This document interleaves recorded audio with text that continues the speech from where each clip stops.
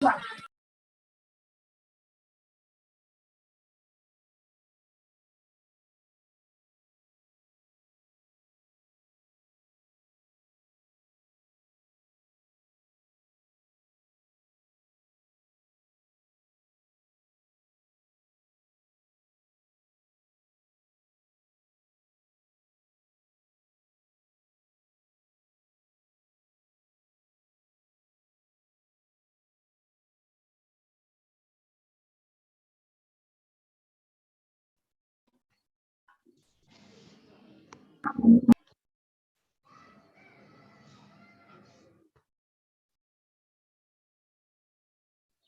আলাইকুম স্যার। ওয়ালাইকুম আসসালাম। কি অবস্থা ফাহাদ?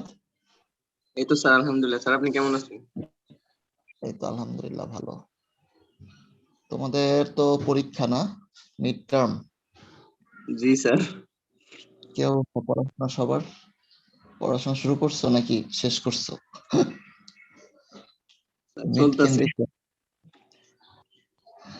না? ভালো, পড়াশোনা করা ভালো। আচ্ছা, আমরা আজকে বেশিক্ষণ পড়াবো না। আমরা জাস্ট হচ্ছে আমাদের কি কি টপিক গুলো আমরা পড়ছি, ঠিক আছে, কি ধরনের কোশ্চেন আসতে পারে, ওকে, জি স্যার, সেইগুলা। মানে যদি স্যার একটু ডিসকাস করতেন আর কি, যে কোশ্চেন প্যাটার্নটা কিরকম হবে কি। ওকে, সো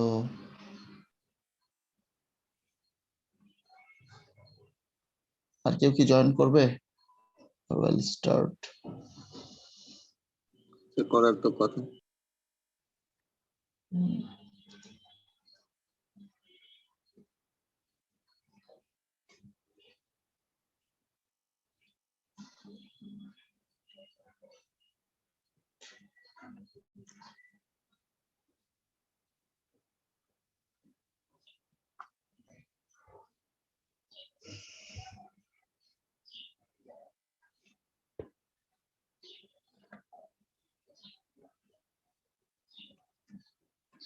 আচ্ছা, তোমাদের এই ফাইলটার উপরে বেসিক্যালি আমরা আমাদের ফার্স্ট মিট নাকি?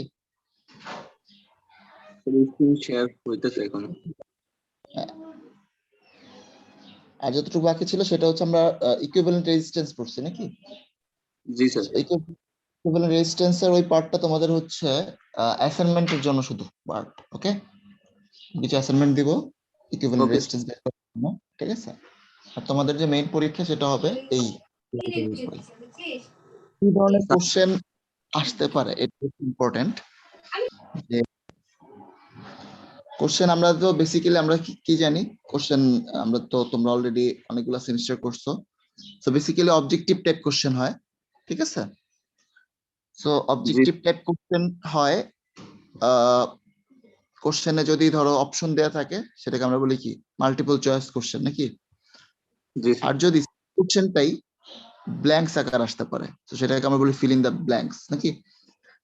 সো এই দুইটা জি হচ্ছে কমন প্যাটার্ন, যে multiple choice question, fill in the blanks question. এছাড়াও ট্রু ফলস আসতে পারে, ঠিক আছে? True or false question. এবং তারপর আসবে যেটা, সেটা হচ্ছে শর্ট কোশ্চেন, ঠিক আছে? একটা সেন্টেন্স অ্যান্সার। আমার কথা কি শোনা যাচ্ছে? জি স্যার, শোনা যাচ্ছে। এক সেন্টেন্সে অ্যান্সার, এটা একটা কোশ্চেন প্যাটার্ন। আরেকটা হচ্ছে যে না, আমি শুধু ম্যাথ দিব, ম্যাথের ক্যালকুলেশন তোমার যেটা আসবে সেটা তোমার অপশনে থাকতে পারে, মাল্টিপল চয়েসের কোশ্চেনে থাকতে পারে, অথবা তোমার এক কথায় অ্যান্সার যে অপশনগুলো আছে এক ওয়ার্ডে বা শুধুমাত্র অ্যান্সার লিখলে যেটা অ্যান্সার, ঠিক আছে? আর তারপর আসে হচ্ছে ব্রড কোশ্চেন। ব্রড কোশ্চেন হয়তো সর্বোচ্চ 3 মার্ক বা সর্বোচ্চ 4 মার্কের একটা ব্রড কোশ্চেন আসতে পারে, ঠিক আছে? বাট ব্রড কোশ্চেন আসার চান্স কম, হ্যাঁ, যেহেতু ব্রড কোশ্চেন দিয়ে অ্যাকচুয়ালি মেজার করা যায় না, হ্যাঁ, যে কতটুকু বুঝে, কারণ ব্রড কোশ্চেন আসলে হচ্ছে মুখস্থ বিদ্যা বেশি নাকি? জি sir. Broad question type question আসার চান্স কম। তবে তোমাদের এই কোর্সে আমরা প্রচুর, মোটামুটি অনেকগুলা ম্যাথ আমরা দেখছি, বিভিন্ন ধরনের ম্যাথ দেখছি, ভোল্টেজ ডিভিশন, কারেন্ট ডিভিশন, ঠিক আছে? তারপর আমরা দেখছি হচ্ছে কি কেভিএল, কেসিএল, ওমস ল, মনে আছে? জি স্যার। তারপর আরো কি কি ম্যাথ আসতে পারে? পাওয়ার ডেলিভার্ড, পাওয়ার অ্যাবজর্বড, অ্যাবজর্ব আর হচ্ছে গিয়ে সাপ্লাইড। Supply, right. ঠিক আছে, অ্যাবজর্ব সাপ্লাই ম্যাথ আসতে পারে। এগুলো কিন্তু একটা অনেকগুলো এক্সাম্পল করে দেয়া আছে। প্রত্যেকটা যখনই আমরা ম্যাথ করছি এখানে কিন্তু অনেকগুলো এক্সাম্পল দেয়া আছে। যেমন এটার উপর একটা কোশ্চেন আসতে পারে, ঠিক আছে? যেমন এখানে I is equal Q by T, charge divide by সময়কে আমরা কি বলতেছি? কারেন্ট। তাহলে আমরা বলতে পারি যে 1 ঘন্টা ধরে 60,000 কুলম্ব চার্জ প্রবাহ করছে একটা ওয়্যার দিয়ে 60,000 কুলম্ব চার্জ ব্যবহার করছে, তাহলে সেটার কারেন্ট কত বের করা যাবে না? কিভাবে বের করতে হবে? চার্জ ডিভাইড বাই সময়। টাইম, ঠিক আছে? এবং টাইমটাকে তোমাকে অবশ্যই কিসে নিয়ে আসতে হবে? এসআই এককে। সময়ের একক এসআই একক কত? SI unit of time is equal second. Okay, সময়কে সেকেন্ড দিয়ে আমরা হিসাব করি। যেমন আমরা যদি বলি যে ভেলোসিটির একক কত, ইউনিট কত? মিটার পার সেকেন্ড, নাকি? তার মানে দৈর্ঘ্যের একক হচ্ছে মিটার আর সময়ের একক হচ্ছে সেকেন্ড। আমার কথা কি বোঝা যাচ্ছে? ক্লিয়ার? জি স্যার। তো তোমাদের কিন্তু ম্যাথমেটিক্স কোশ্চেন অনেক বেশি আসতে পারার চান্স আছে। ওকে, আচ্ছা, তারপর আমরা কি পড়ছি, এগুলা ইম্পর্টেন্ট, যে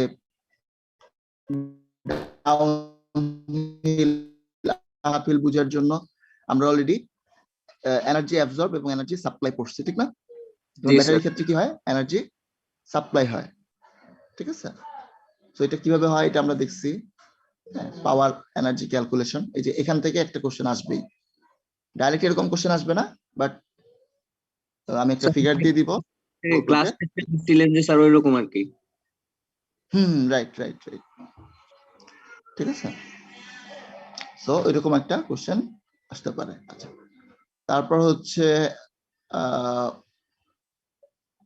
আর কি কোশ্চেন আসতে পারে? নোট ক্যালকুলেশন আসতে পারে। আমি একটা সার্কিট দিয়ে দিলাম, বললাম যে এখানে how many notes are here, ঠিক আছে? তো সেখান থেকে তোমাদের নোট ক্যালকুলেট করতে হবে। নোট ক্যালকুলেশন করা কিন্তু মোস্ট ইম্পর্টেন্ট একটা পার্ট, নাকি? সার্কিট অ্যানালাইসিসের মোস্ট ইম্পর্টেন্ট পার্ট হচ্ছে নোট ক্যালকুলেশন করা। আমরা যে ইকুইভ্যালেন্ট রেজিস্ট্যান্স সার্কিট আমরা বের করছি, সেটার কিন্তু ফার্স্ট একটা স্টেপ কি ছিল? নোড ক্যালকুলেট করা, যে সার্কিটে কয়টা নোড আছে। আমি ক্লিয়ার? জি স্যার। আচ্ছা, সেখান থেকে কিন্তু ট্রু ফলস কোশ্চেন আসতে পারে। আমি একটা সার্কিট দিয়ে দিলাম, আমি বললাম যে দেয়ার আর 7 nodes in this circuit, but এখানে দেখা গেল যে না 7 না 9টা নোড আছে বা 6টা নোড আছে। তো সেই ক্ষেত্রে অ্যান্সার হবে কি? ফলস। বাট এরকম কোশ্চেন আসার চান্স কম, ট্রু ফলস আসার চান্স কম, কারণ ট্রু ফলস আসলে তোমাদের অ্যান্সার কারেক্ট হওয়ার প্রবাবিলিটি বেশি হয়, নাকি? 50-50 চান্স, মানে কেউ যদি আন্দাজেও দাগা না বুঝে, তার চান্স কি, প্রবাবিলিটি কত? 50%।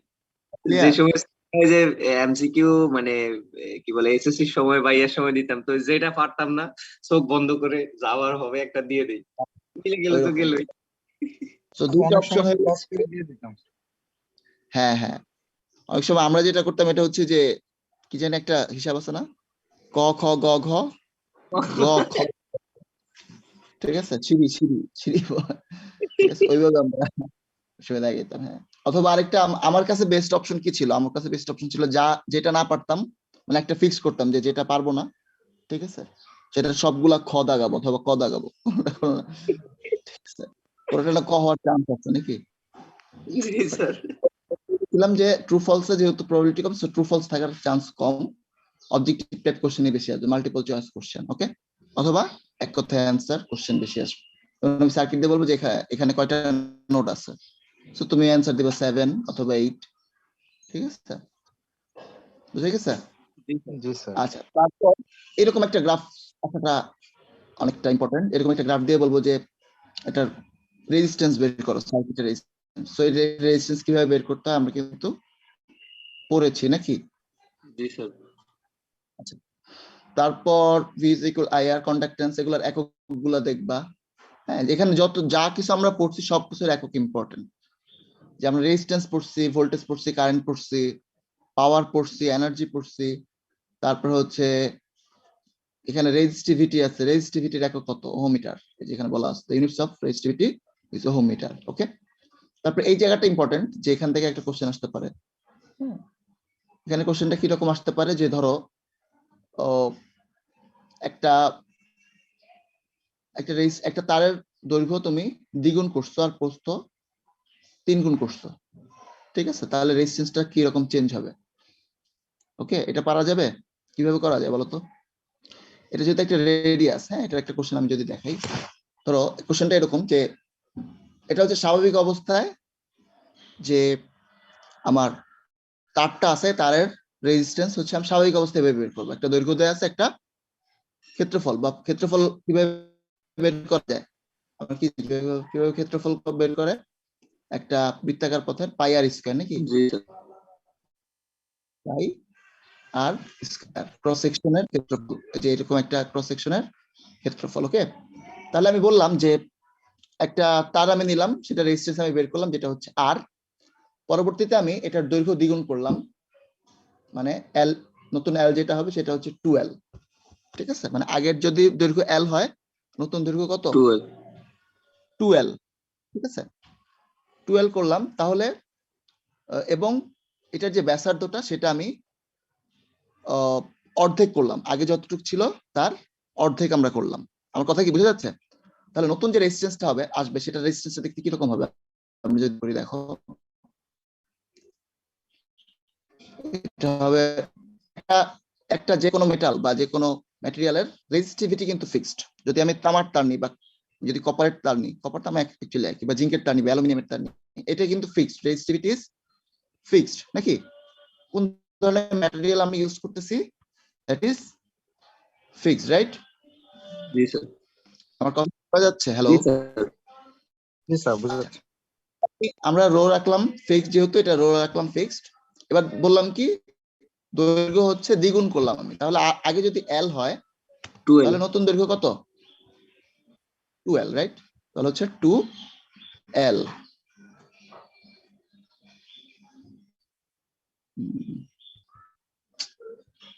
আচ্ছা, আমার এটা প্রবলেম করতেছে, এই ল্যাপটপের এই জিনিসগুলো খুব ওয়াটার সেনসিটিভ, বা এটা সেনসিটিভ,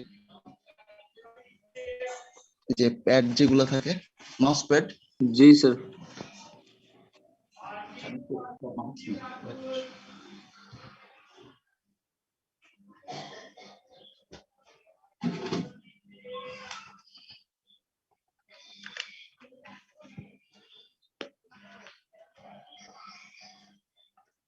আচ্ছা, সো যেটা বলতেছিলাম এটা হচ্ছে আমার, আচ্ছা এটা এরকম সেকেন্ড।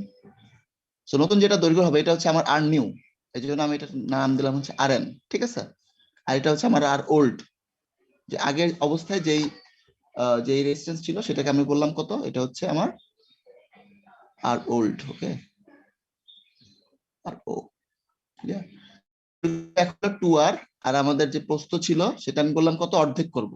প্রস্থ না, মানে হচ্ছে যেটা ক্ষেত্রফল ছিল, তার যেটা ছিল তার যে ক্ষেত্রফল বললাম, আচ্ছা ক্ষেত্রফলই বলি, এত কঠিন করার দরকার নেই। ক্ষেত্রফল আমার অর্ধেক আমি করছি, ঠিক আছে, দৈর্ঘ্য আমি 2 গুণ করলাম, ক্ষেত্রফল অর্ধেক করলাম। ঠিক আছে, আমি ক্লিয়ার? আমার কথা কি বোঝা যাচ্ছে? জি স্যার। তাহলে এখানে কত, হাফ এ, নাকি? আগে যদি এ হয় এখন হবে হাফ এ। আচ্ছা,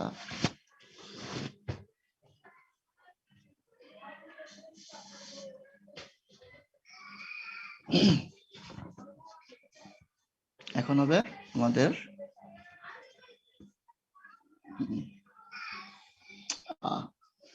এটা তো আরেক সমস্যা, মাউস নিলে আবার মাউসের এটা লাগে না নিচে রাখার জন্য। আচ্ছা, চিন্তা করে এটা হচ্ছে হাফ এ। ওকে, 1/2 ইন্টু এ। তো লেখাটা কঠিন হয়ে যাচ্ছে আজকে, একটু সবাই ওয়েট করো।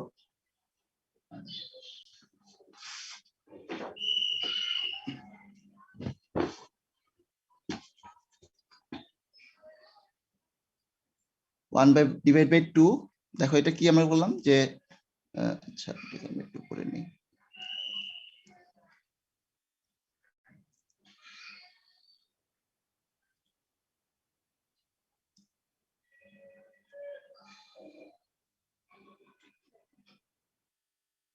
এখানে নেই, ঠিক আছে।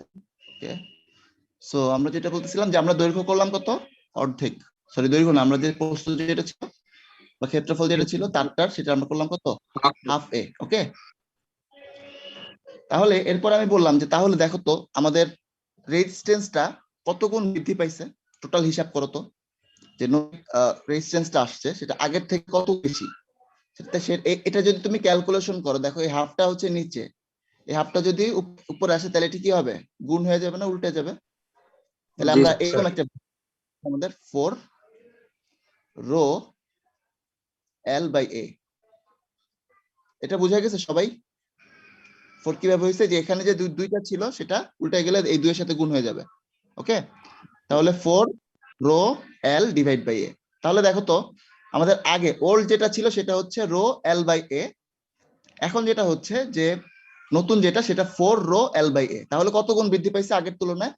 এটাকে আমরা এটা লিখতে পারি না, 4 আর ওল্ড লিখতে পারি? জি স্যার, যেহেতু R equal rho L by A, that means L by A, তাহলে 4 আর ওল্ড। আমি ক্লিয়ার? তাহলে আমাদের রেজিস্ট্যান্সে কত গুণ বৃদ্ধি পেয়েছে, 4 গুণ 4। বৃদ্ধি পেয়েছে। ঠিক আছে, তাহলে দেখো এখানে আমরা প্রত্যেকটি স্টেপে কিন্তু আসলে বাড়াচ্ছি।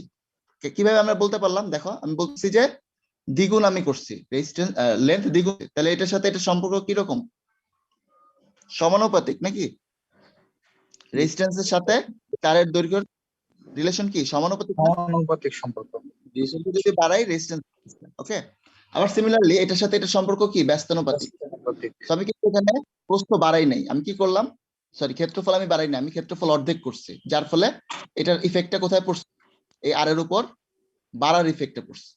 জি তো এটা দ্বিগুণ করলাম, হাফ করলাম, যার ফলে আমাদের নতুন রেজিস্ট্যান্স কি কত বাড়তেছে, 4। 4 গুণ বেড়ে যাচ্ছে। স্যার ঠিক আছে, ক্ষেত্রফল যদি বাড়াই দিই আমরা, তাহলে তো এটা হচ্ছে গিয়ে কি কি বলে, রেজিস্ট্যান্স হচ্ছে গিয়ে তাহলে কমে যাবে আরো। দেখো ক্ষেত্রফলটা যদি আমি আমি যদি বলতাম যে এরকম, যে রেজিস্ট্যান্স লেন্থ আমি দ্বিগুণ করলাম, ক্ষেত্রফল আমি দ্বিগুণ করলাম, তাহলে কি হচ্ছে দেখো তো, কোনো চেঞ্জ আসতেছে পরের স্টেপে? উপরে উপরে কিন্তু কাটাকাটি করে চলে যায় নাকি? আসবে না। কিন্তু রেজিস্ট্যান্সের কোনো চেঞ্জ নাই। যদি আমি ক্ষেত্রফল দ্বিগুণ করি, রেজিস্ট্যান্সও দ্বিগুণ করি, তাহলে আলটিমেটলি কি আমার রেজিস্ট্যান্সের ভ্যালু বাড়বে বা কমবে না নতুন অবস্থা, নতুন যে রেজিস্ট্যান্সটা আসছে। ঠিক আছে, ওকে।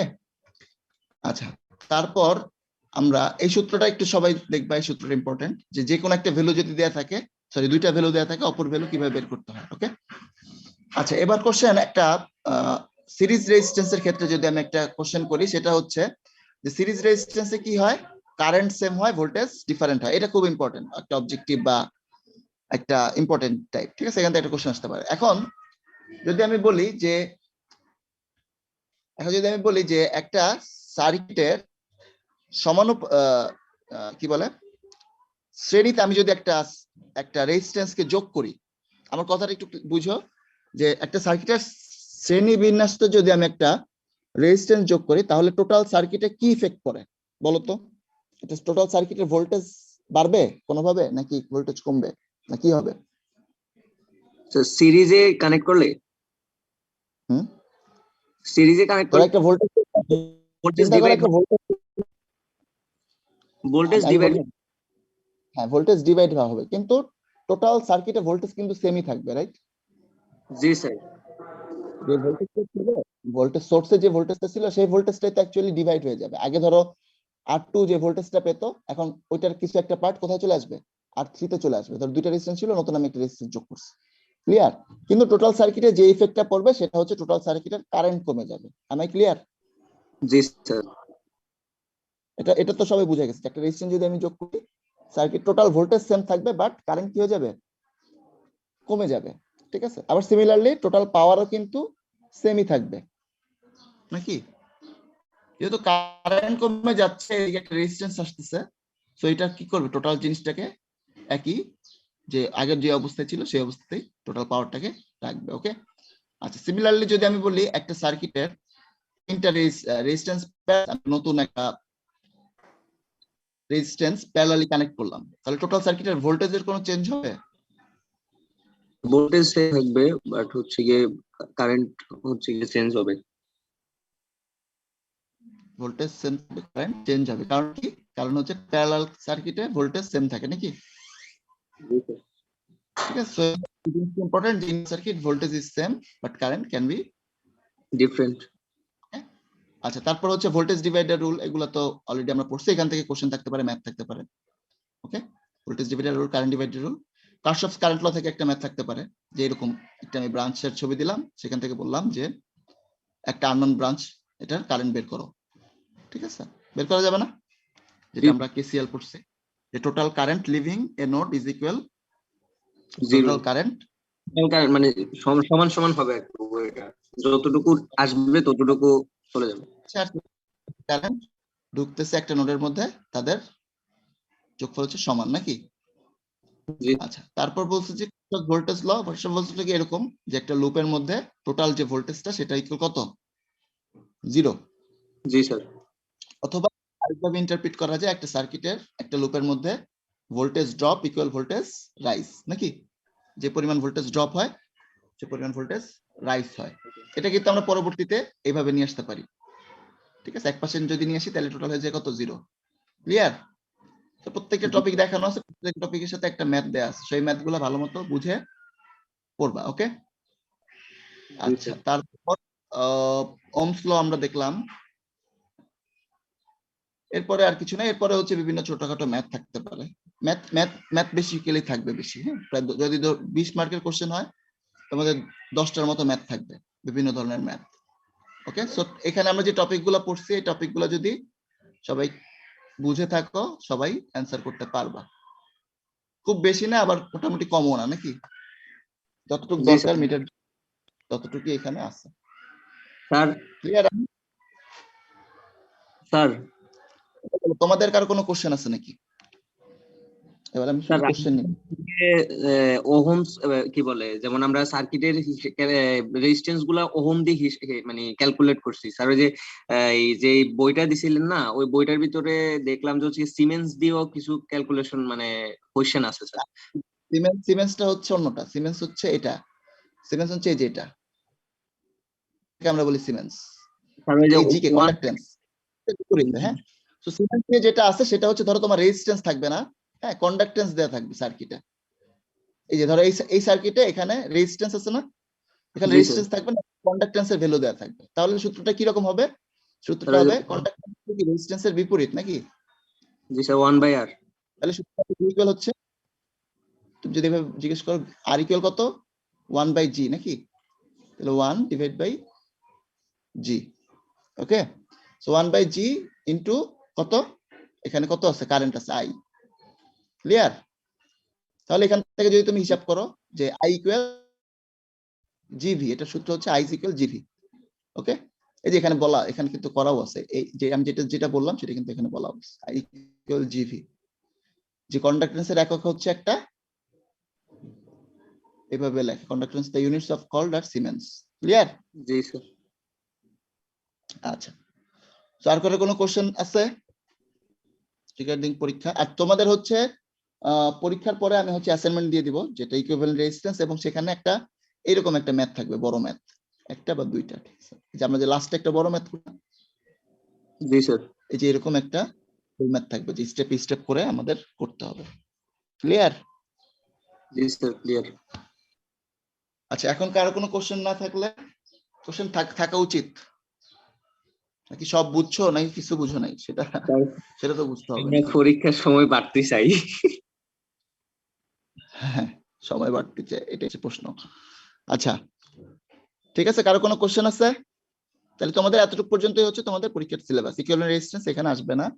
আচ্ছা, আরেকটা কোশ্চেন আসতে পারে যে শর্ট সার্কিট এবং ওপেন সার্কিট নিয়ে। ঠিক আছে, যদি আমি বলি একটা, এটা খুব ইম্পর্টেন্ট, যে একটা ওপেন সার্কিটের, চিন্তা করো ওপেন সার্কিটের রেজিস্ট্যান্স কত বলো তো? একটা ওপেন সার্কিটের রেজিস্ট্যান্স কত? একটু মাথা কাটাও, একটা ওপেন সার্কিটের রেজিস্ট্যান্স কত? এটা বলতে পারবা কেউ? ওপেন সার্কিটের কারেন্টের ভ্যালু কত? স্যার 0। 0। তাহলে কারেন্টের ভ্যালু 0 কখন হয়? যখন রেজিস্ট্যান্স বেশি হয়। রেজিস্ট্যান্সের সাথে কারেন্টের সম্পর্ক কি? রেজিস্ট্যান্স বাড়াইলে কারেন্ট কমে। সো কারেন্ট যদি 0 হয়, রেজিস্ট্যান্স কি হবে? সর্বোচ্চ হবে, ম্যাক্সিমাম। তো রেজিস্ট্যান্স হচ্ছে ইনফিনিটি। বুঝা যাবে? বুঝে গেছে যে আমাদের আহ, কি বলতেছিলাম আমরা, যে ওপেন সার্কিটে রেজিস্ট্যান্স ইকুয়াল হচ্ছে ইনফিনিটি। ক্লিয়ার? জি জি স্যার। আচ্ছা, ওপেন সার্কিট রেজিস্ট্যান্স হচ্ছে ইনফিনিটি। আর একটা রেজিস্ট্যান্সের সাথে যদি একটা শর্ট সার্কিট হয়, তখন আমরা সেই রেজিস্ট্যান্সটাকে কি করি? ইনএফেক্টিভ বলি। ক্লিয়ার? জি স্যার, বাদ দিয়ে দেন। বাদ দিই। যখন এটা মনে রাখতে হবে যে রেজিস্ট্যান্সের সাথে short circuit, parallelly short circuit, একটা প্যারালাল সার্কিটের মতো না? প্যারালাল জি শর্ট স্যার। সার্কিট এটা হচ্ছে রেজিস্ট্যান্সের সাথে যদি একটা ওপেন সার্কিট থাকে সিরিজে। এই দুইটা কথাটা ইম্পর্টেন্ট, যে শর্ট সার্কিট প্যারালালি থাকলে আর রেজিস্ট্যান্সের সাথে ওপেন সার্কিট সিরিজে থাকলে ওই রেজিস্ট্যান্সকে আমরা ইনএফেক্টিভ বলি। ক্লিয়ার? জি স্যার। মানে a resistance with open circuit is ineffective, একটা হচ্ছে a resistance according with short circuit is ineffective. Okay? So short সার্কিটের ক্ষেত্রে কি হবে? যদি আমি বলি একটা শর্ট সার্কিট যখন হয় তখন এটার ক্ষেত্রে বিপরীত হয়, ফুল কারেন্টটা ফ্লো করে নাকি এর মধ্যে দিয়ে যখন একটা শর্ট সার্কিট হয়। সো ফুল কারেন্ট ফ্লো করলে এটা রেজিস্ট্যান্স কত হয়? 0। মনে থাকবে, Zero একটা যদি ওপেন সার্কিটে কারেন্ট হয় 0, রেজিস্ট্যান্স হয় কি? ইনফিনিটি। আর শর্ট সার্কিটে রেজিস্ট্যান্স হয় 0, কারেন্ট হয় ইনফিনিটি। একটার অপোজিট। ক্লিয়ার? জি স্যার। আচ্ছা, এখন একটা কোশ্চেন আমি করতে পারি এরকম, একটা কোশ্চেন করতে পারি না, একটা কোশ্চেন এরকম আছে, ঠিক আছে? আমি করছি যে একটা, এটা একটু ক্রিটিক্যাল থিঙ্কিং কোশ্চেন, ঠিক আছে? এটা হচ্ছে ধরো একটা সার্কিটে প্যারালাল রেজিস্ট্যান্স আছে। ওকে, চিন্তা করো যে দুইটা প্যারালাল রেজিস্ট্যান্স আছে, একটা হচ্ছে 2 ওহম, একটা ভ্যালু হচ্ছে 5 ওহম।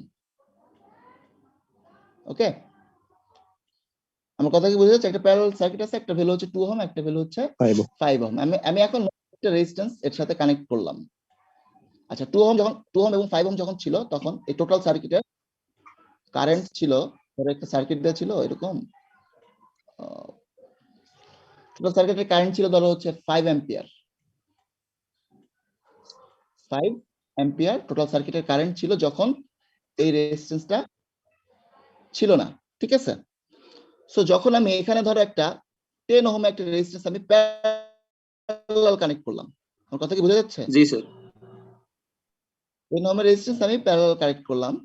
এই প্যারালাল কানেকশনের ফলে আমার টোটাল কারেন্টের কি ইফেক্ট পড়বে সেটা আমাকে বের করতে হবে। ঠিক আছে? সো টোটাল কারেন্টটা কি বাড়বে না কমবে, এটা একটু বলো তো। স্যার, আমরা জানি যে প্যারালালি হচ্ছে গিয়ে current can be same but voltage can different. তুমি ওইটা অন্য কনসেপ্ট। ওইটা হচ্ছে যে ওইটাতে আমার একটা কারেন্ট সোর্স ছিল, মানে ভোল্ট ফিক্স ছিল। ঠিক আছে? এখানে যে কারেন্টটা আমি সাপ্লাই করতেছিলাম সেটা ফিক্স ছিল। সেক্ষেত্রে আমরা বলতেছিলাম যে কি current different but voltage same. But এখানে দেখো, এখানে যেটা হচ্ছে যে এখানে ধরো 10 ভোল্টের একটা ভোল্টেজ সোর্স আছে। ঠিক আছে? আগের অবস্থায় যেটা ছিল সেটা আমি বুঝলাম যে ঠিক আছে এটা আছে, বাট আমি যখন একটা নতুন রেজিস্ট্যান্স কানেক্ট করলাম, তাহলে টোটাল সার্কিটের রেজিস্ট্যান্সটা চেঞ্জ হয়ে যাবে না? জি স্যার। জি স্যার। যখন সার্কিটে একটা রেজিস্ট্যান্স কানেক্ট করি, হয়তো যদি সিরিজে কানেক্ট করি অথবা আমি যদি প্যারালাল কানেক্ট করি, আমার টোটাল ইকুইভ্যালেন্ট রেজিস্ট্যান্স যে ভ্যালুটা সেটা তো চেঞ্জ হয়ে যাবে। জি ইকুইভ্যালেন্ট স্যার। রেজিস্ট্যান্স যদি চেঞ্জ হয়ে যায়, তাহলে আমাদের টোটাল কারেন্টটা তো অবশ্যই কি হয়ে যাবে? চেঞ্জ হয়ে যাবে না? তো সেই ক্ষেত্রে আমাকে কি করতে হবে? যে নতুন যে রেজিস্ট্যান্সটার ফলে যে ভ্যালুটা আসলো, হ্যাঁ, যে রেজিস্ট্যান্সটা আমি সেটার ফলে যে আমার টোটাল রেজিস্ট্যান্সটা ইকুইভ্যালেন্ট রেজিস্ট্যান্সটা আমি পেলাম, সেই অনুসারে আমি এখানে কারেন্টটা বের করব। Am I clear? যে আমি এই টোটাল জি রেজিস্ট্যান্সটাকে স্যার। রেজিস্ট্যান্স আছে, একটা রেজিস্ট্যান্স নিয়ে আসবো, সেখান থেকে আমি যে উপায়ে আমরা কারেন্ট বের করি, কারেন্ট বের করলাম। এখন বের করার পরে যে কারেন্টটা আমি পাবো সেটার সাথে এই কারেন্টটাকে কম্পেয়ার করতে হবে। যেটার ভ্যালু যদি আমি ধরো 4 পাই, 4 অ্যাম্পিয়ার পাই, তাহলে 4 অ্যাম্পিয়ার পেলে আগে ছিল কত? 5 অ্যাম্পিয়ার, এখন হচ্ছে 4 অ্যাম্পিয়ার। তাহলে ভ্যালুটা কি হচ্ছে? কমতেছে নাকি? 1 অ্যাম্পিয়ার ভ্যালু ডিক্রিজ হচ্ছে। সো এটা হচ্ছে তোমাকে লিখতে হবে যে 1 অ্যাম্পিয়ার ডিক্রিজ। এটা অপশনে থাকবে, যে আমি বলবো যে 2 অ্যাম্পিয়ার ডিক্রিজ বা 1 অ্যাম্পিয়ার ডিক্রিজ বা 1 অ্যাম্পিয়ার ইনক্রিজ। ঠিক আছে? সো তোমাকে এটা তোমাদের জন্য একটা হিন্টস, তোমরা আগে ক্যালকুলেশন করে ফেলতে পারো যে এরকম একটা কোশ্চেন আসলে তোমরা কিভাবে সলভ করবা। ক্লিয়ার? এখানে ধরো এখন তো ভ্যালু দেয়া, মানে ভ্যালু থাকবে না। আমি যদি বলি যে তিনটাই হচ্ছে ধরো একই ভ্যালু, যে দুইটা 2 ওহম রেজিস্ট্যান্স ছিল, আমি নতুন একটা 2 ওহমের রেজিস্ট্যান্স কানেক্ট করলাম, তাহলে টোটাল সার্কিটের কারেন্টের কি ধরনের চেঞ্জ আসতে পারে। এটা কিন্তু চেঞ্জ, নট কারেন্ট আমি বের করতে বলছি। কারেন্ট বের করতে বললে কিন্তু আমার আগে কত ভ্যালু আছে সেটা কিন্তু দেয়াই লাগে না, ঠিক না? আমি যে ইকুইভ্যালেন্ট রেজিস্ট্যান্স দিয়ে টোটাল 2 ওহম রেজিস্ট্যান্স প্যারালাল আছে, তাহলে সেখান থেকে আমি কারেন্টটা বের করে ফেলতে পারি। বাট এখানে কিন্তু কম্পেয়ার করতে হবে যে আগে কত ছিল, নতুন ভাবে কত আসছে। ঠিক আছে, এরকম একটা কোশ্চেন আসতে পারে, বলে এরকম না, এর একটা পার্ট আসতে পারে বা এভাবে কোশ্চেন আসতে পারে। ক্লিয়ার? দ্যাট মিন্স তোমাদের ম্যাথমেটিক্সটা ক্লিয়ার রাখতে হবে। টপিক যদি ক্লিয়ার থাকে, হ্যাঁ, যে বেসিক যদি ক্লিয়ার থাকে, তাহলে তোমরা ম্যাথ করতে পারবা। যে প্যারালাল সার্কিটের রেজিস্ট্যান্স কিভাবে বের করতে হয়, এটা তো ইম্পর্টেন্ট। এটা করতে গেলে এটাও বের করতে হবে নাকি? তিনটা রেজিস্ট্যান্স যদি থাকে, কিভাবে রেজিস্ট্যান্স ক্যালকুলেট করতে হয়, একটা রেজিস্ট্যান্স নিয়ে আসতে হয়। আমি ক্লিয়ার? Yes sir. জি স্যার, ক্লিয়ার। তো কোশ্চেন এটা পুরোটা পড়ো, সলভ করো, এবং তোমাদের বই আছে, বইয়ের ভিতরে অনেক এক্সারসাইজ আছে, এক্সাম্পল আছে, এগুলো আস্তে আস্তে দেখো। তো আপাতত আমি চিন্তা করি যে ওইখান থেকে কমন পড়বে, অথবা তোমরা সেম কনসেপ্ট যেহেতু তোমরা পারবা। ওকে ওকে স্যার। সো ফাহাদ, তুমি একটু স্ক্রিনশটটা নাও, স্ক্রিনশটটা দিয়ে আমাকে পাঠাও, ঠিক আছে? জি। আর তোমাদের এই পরীক্ষা কবে? 19 জানো? তারিখ। 19 তারিখ। ও আচ্ছা, অনেক দেরি আছে, সো অনেক টাইম পাবা। যদি তোমাদের অনেক পরীক্ষা, বাট তাও পরীক্ষার আগে অনেক টাইম পাবা নাকি? স্যার ভালো হয়েছে স্যার, 12 তারিখ থেকে 14 তারিখ পর্যন্ত এগুলা শেষ হয়ে যাবে, এরপরে সময় পাওয়া যাবে এটার জন্য। ঠিক আছে, সো একটু স্ক্রিনশট দিয়ে আমাকে পাঠাও, আর স্ক্রিনশট দিয়ে একটু পাঠাও, হ্যাঁ ফাহাদ, আমাকে একটু ইনফর্ম করো। জি।